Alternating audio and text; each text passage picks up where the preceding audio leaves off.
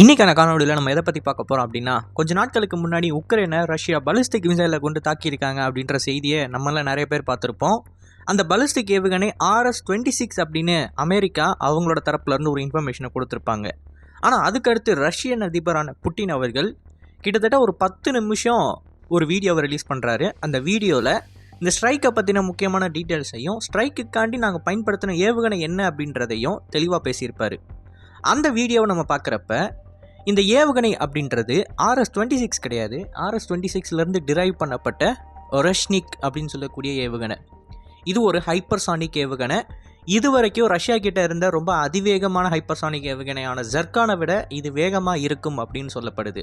So இன்றைக்கான காணொலியில் இந்த ஏவுகணையை பற்றியும் இதுக்கடுத்து யூரோப் மற்றும் அமெரிக்கா இதை எப்படி சமாளிக்க போகிறாங்கன்றதை பற்றியும் தான் பார்க்க போகிறோம். நான் உங்கள் ஆகாஷ், தமிழ் பொக்கிஷம் வழங்கும் டிபி டிஃபென்ஸ். முதல் விஷயம், RS-26 அப்படின்னு சொல்லக்கூடியது ஒரு இன்டர்கான்டினென்டல் ரேஞ்ச் பலிஸ்டிக் ஏவுகணைகள். இந்த பலிஸ்டிக் ஏவுகணையை ரஷ்யா நியூக்ளியர் டிட்டரன்ஸ் ரோலுக்காண்டி இதுக்கு முன்னாடி பயன்படுத்திக்கிட்டு இருந்தாங்க. அண்ட் இந்த ஏவுகணையிலிருந்து தான் ஒரெஷ்னிக் அப்படின்னு சொல்லி இந்த புது ஹைப்பர்சானிக் ஏவுகணையை ரஷ்யா உருவாக்கியிருக்காங்க.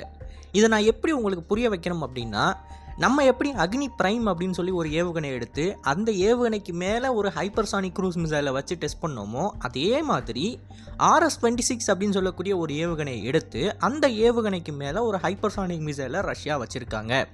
இப்போ ஹைப்பர்சானிக் கேப்பபிலிட்டிஸை பொறுத்த வரைக்கும் ரஷ்யா ஆவங்கார்ட் அப்படின்னு சொல்லக்கூடிய அவங்களோட ஹைப்பர்சானிக் லைட் வெஹிக்கிளை பயன்படுத்துகிறாங்க. இந்த ஆவங்கார்டை பற்றி நம்ம இதுக்கு முன்னாடி பேசியிருப்போம்.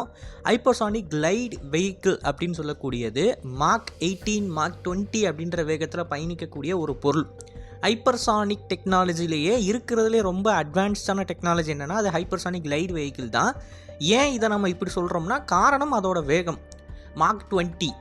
இப்போ ஹைப்பர்சானிக் க்ரூஸ் வெஹிக்கிள் அப்படின்னு எடுத்துக்கிட்டோம்னா நம்மளோட பிரம்மோஸ் 2 சொல்லலாம், இல்லை அப்படின்னா ஜெர்கானை சொல்லலாம். இந்த 2 ஏவுகணைகளும் மாக் 9 மாக் 10 வரைக்கும் தான் அதிகபட்சம் அவங்களால புஷ் பண்ண முடியும். ஆனால் ஹைப்பர்சானிக் கிளைட் வெஹிக்கிள் மாக் 20 போகுது. ஸோ அதோட வேகம் ரொம்ப அதிகமாக இருக்கிற காரணத்தினால ஹைப்பர்சானிக் டெக்னாலஜிலேயே ரொம்ப அட்வான்ஸ்டாக கருதப்படுறது என்ன அப்படின்னா அது ஹைப்பர்சானிக் கிளைட் வெஹிக்கிள் டெக்னாலஜி தான். ஹைப்பர்சானிக் க்ரூஸ் வெஹிக்கிள், அதாவது ஸ்கிராம் ஜெட்டை பயன்படுத்தி க்ரூஸ் பண்ணிட்டு போகக்கூடிய ஹைப்பர்சானிக் என்ஜின்ஸ், அதாவது ஏர் ப்ரீதிங் என்ஜின் டெக்னாலஜி இருக்குது பார்த்தீங்களா, அதெல்லாம் இதுக்கு கீழே தான் நம்ம வச்சுருக்கோம். அதற்கான காரணம் வேகம் மட்டுமே. இப்போது ரஷ்யாவை பொறுத்த வரைக்கும் ஆவங்கார்ட் அப்படின்னு சொல்லக்கூடிய இந்த ஹைப்பர்சானிக் கிளைட் வெஹிக்கிளில் நியூக்ளியர் வார்ஹெட்டை பொருத்தி தான் அவங்க நியூக்ளியர் ஸ்ட்ரைக்குக்கு பயன்படுத்திக்கிட்டு இருக்காங்க. இது வரைக்கும் தனியாக அவங்களோட நியூக்ளியர் வார்ஹெட்ஸை ஹைப்பர்சானிக் கிளைட் வெஹிக்கிளாக டெவலப் பண்ணலை. ஏற்கனவே இருக்கிற வார்ஹெட் எடுத்து ஆவங்கார்டில் போடுற மாதிரி தான் இருக்கும். ஸோ RS-26 அப்படின்ற சாலிட் ஃபியூயல் பவர்டு ஏவுகணை இந்த ஆவங்காரையும் எடுத்துகிட்டு போகும். அதே சமயம் கன்வென்ஷனல் மல்டிபிள் இண்டிபெண்டன்ட் ரீஎன்ட்ரி வெஹிக்கிளையும் எடுத்துகிட்டு போகும். 2 விதமான வார்ஹெட்டை எடுத்துகிட்டு போகும். இப்போ இந்த அட்டாக்குக்கு ரஷ்யா எதை பயன்படுத்தியிருக்காங்க அப்படின்னு கேட்டிங்கன்னா, ஒரெஷ்னிக் அப்படின்னு சொல்லக்கூடிய RS-26 இன்னும் மாடிஃபை பண்ணி அதில் ஹைப்பர்சானிக் டெக்னாலஜியை பொருத்தி அதுவும் மல்டிபிள் இண்டிபெண்டன்ட் ரீஎன்ட்ரி வெஹிக்கிளாக மாற்றி அதை அனுப்பியிருக்காங்க. அதாவது ஒரு ஏவுகணை 10க்கும் மேற்பட்ட ஹைப்பர்சானிக் லைட் வெஹிக்கிள்ஸையோ இல்லை ஹைப்பர்சானிக் வார்ஹெட்ஸையோ பயன்படுத்தும். இதுதான் அவங்க பயன்படுத்தியிருக்க டெக்னாலஜி. இந்த டெக்னாலஜியை இன்னமும் டீப்பாக ரஷ்யர்கள் எந்த இடத்துலையும் வெளியிடலை. இது ஹைப்பர்சானிக் லைட் வெஹிக்கிளை பயன்படுத்துதா இல்லை இந்த வார்ஹெட் ஒரு ஹைப்பர்சானிக் வார்ஹெட்டா அப்படின்ற மாதிரி எந்த ஒரு விஷயத்தையுமே ரஷ்யர்கள் வெளிப்படையாக சொல்லலை. அவங்க சொன்னதெல்லாம் என்ன அப்படின்னா, ஒரெஷ்னிக் அப்படின்னு சொல்லக்கூடியது ஒரு மீடியம் ரேஞ்ச் பலிஸ்டிக் மிசைல். கிட்டத்தட்ட 1970 ஆரம்பித்து ரஷ்யா பல மீடியம் ரேஞ்ச் பலிஸ்டிக் ஏவுகணைகளை உருவாக்கிக்கிட்டு இருந்தாங்க. அதில் RSD-10 பயனியர் அப்படின்னு சொல்லி ஒரு முக்கியமான மிசைல் ஒன்று இருந்துச்சு. இந்த missile intermediate range ballistic missile forces அப்படின்னு சொல்லக்கூடிய INF அப்படின்னு சொல்லக்கூடிய ஒரு ஃபோர்ஸுக்கு கீழே வந்துச்சு. இந்த INFோட வேலை என்ன அப்படின்னு பார்த்தீங்கன்னா, ரஷ்யாவுக்கு பக்கத்தில் இருக்கக்கூடிய எதிரிகள், அதாவது யூரோப்பாக இருக்கலாம் இல்லை அப்படின்னா ஏஷியாவில் இருக்கிற எதிரிகளாக இருக்கலாம், இந்த எதிரிகளோட நிலைகள் எல்லாத்துக்கு மேலேயும் ஃபஸ்ட்டு ஸ்ட்ரைக் ஒன்று பண்ணணும். அந்த ஃபஸ்ட்டு ஸ்ட்ரைக்லேயே இந்த எதிரிகள் எல்லாத்தையுமே முடக்கிடணும் அப்படின்றது தான் இவங்களோட நோக்கம். இந்த INF கீழே உருவாக்கப்பட்ட அந்த RSD-10 பயனியர் அப்படின்ற ஒரு வேரியண்ட் ரொம்ப பவர்ஃபுல்லாக இருந்துச்சு.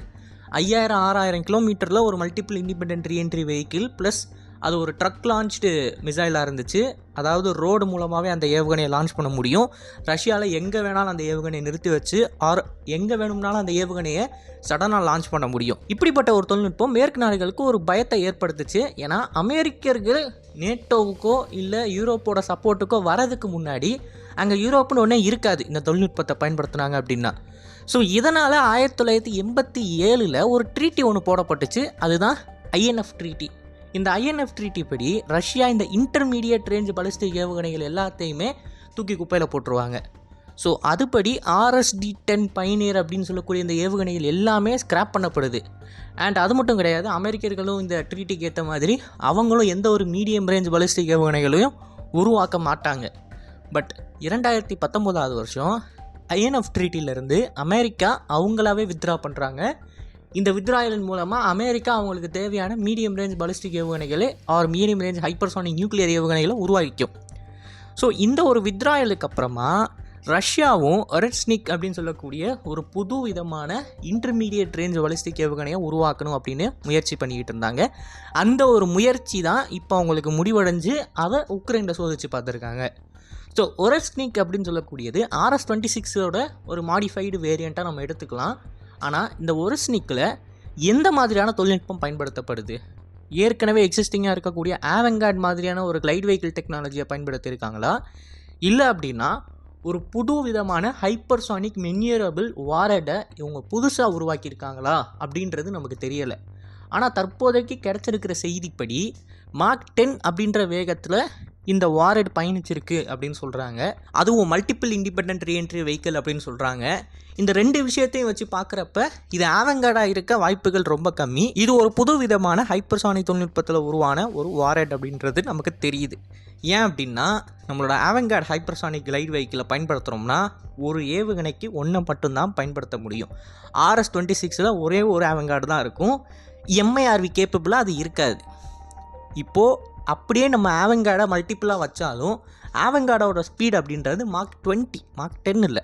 புட்டின் அவர்களே நேரடியாக மார்க் 10 வேகத்தில் பயணிச்சிருக்கு அப்படின்னு சொல்கிறப்ப இது ஆவங்கார்டாக இருக்கிறதுக்கு வாய்ப்புகள் மிக மிக குறைவு அப்படின்றது தான் எல்லாருக்கும் தெரிஞ்ச ஒரு விஷயம். ஸோ ரஷ்யா ஒரு புது விதமான வாரட்டை உருவாக்கியிருக்காங்க. இந்த வாரட் ஹைப்பர்சானிக் ஏவுகணை மாதிரி மென்யூரும் பண்ணுது, அதே சமயம் மார்க் 10 அப்படின்ற வேகத்திலையும் பயணிக்குது. இந்த வாரட்டை பயன்படுத்தி ரஷ்யா டெனிப்ரோவில் இருக்கிற ஒரு முக்கியமான மிலிட்டரி இன்ஸ்டலேஷனில் தாக்குதலை நடத்தியிருக்காங்க. இந்த மிலிட்டரி இன்ஸ்டலேஷனில் நடந்த தாக்குதலுக்கு அப்புறமா அவங்க கொடுக்குற மெசேஜ் என்ன அப்படின்னா, இது முதல் அடி தான், இது மாதிரி பல அடிகள் விழுவும் உக்ரைனுக்கு அவங்க கரெக்டாக நடந்துக்கல அப்படின்னா. ஸோ இதுதான் அவங்களோட மெசேஜ். அண்ட் அமெரிக்கா என்ன சொல்கிறாங்க அப்படின்னா, ஒரெட்ஸ்னிக் அப்படின்றது இப்போ தான் ரஷ்யா டெவலப் பண்ணியிருக்காங்க, ரொம்ப கம்மியான நம்பர்ஸில் தான் அவங்கக்கிட்ட இருக்கும். ஸோ இந்த மாதிரியான தாக்குதல்களெல்லாம் ரஷ்யாவால் தொடர்ந்து பண்ண முடியாது. ஏற்கனவே உக்ரைன் இதை விட பெய்லோடு அதிகமாக இருக்கக்கூடிய ஏவுகணை தாக்குதலெல்லாம் பல ஆயிரம் முறை தாங்கியிருக்கு. ஸோ இந்த ஏவுகணை புதுசாக உக்ரைன் எந்த வகையிலையும் டிஸ்டர்ப் பண்ணிட போகிறது இல்லை, ஆர் அவங்களோட அட்வான்டேஜை எந்த வகையிலையும் பாதிப்படைய வைக்க போகிறது இல்லை அப்படின்னு அமெரிக்கா ஒரு பக்கம் சொல்லிக்கிட்டு இருக்காங்க. பட் ரஷ்யா எந்த ஒரு வான் பாதுகாப்பு அமைப்புகள் மூலமாகவும் தடுக்க முடியாத ஒரு ஏவுகணையை இப்போ டெனிப்ரோவில் போட்டிருக்கிறது மூலமாக அவங்க நாளைக்கு கியேவில் தாக்குதல் நடத்துகிறாங்க அப்படின்னா அதை எப்படி உக்ரைனால் சமாளிக்க முடியும்?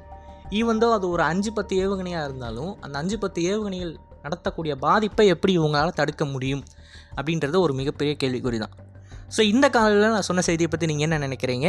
அண்ட் இது போல் நிறையவே தகவலை தெரிஞ்சுக்கணும் அப்படின்னு நினச்சிங்கன்னா டிபி நியூஸ் பேஜை ஃபாலோ பண்ணிக்கோங்க. நல்லதை இப்போ இருந்து நல்ல சமுதாயத்தை உருவாக்கும். நன்றி, வணக்கம்.